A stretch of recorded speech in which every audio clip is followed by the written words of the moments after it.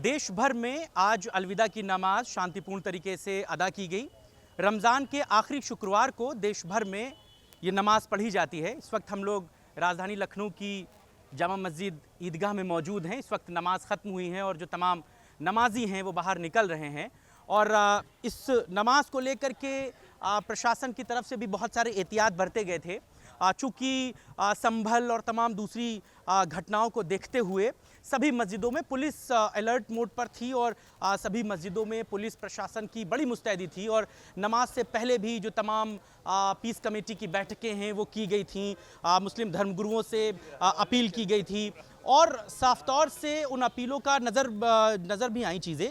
जिस तरीके से मुस्लिम धर्मगुरुओं ने भी नमाज को लेकर के ये अपील मुसलमानों से की थी कि नमाज के लिए जो लोग आते हैं दूर दूर से वो कोशिश करें कि वो अपने अपने इलाकों की मस्जिदों में ही नमाज पढ़ें, कहीं पर भी सड़कों पर नमाज ना हो। इस बात की हिदायत जो मुस्लिम धर्मगुरु हैं उनकी तरफ से भी मुस्लिम समुदाय के लोगों को दी गई थी और उसका एक बड़ा असर भी देखने को मिला है। राजधानी लखनऊ में कहीं पर भी सड़कों पर नमाज नहीं हुई।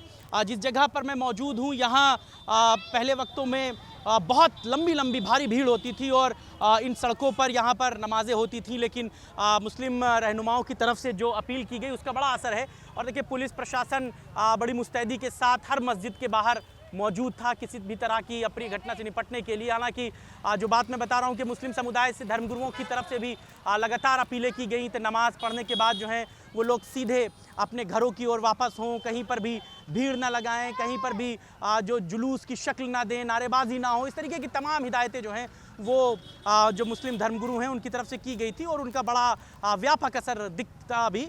नमाज जो है वो शांतिपूर्ण तरीके से संपन्न हो गई है।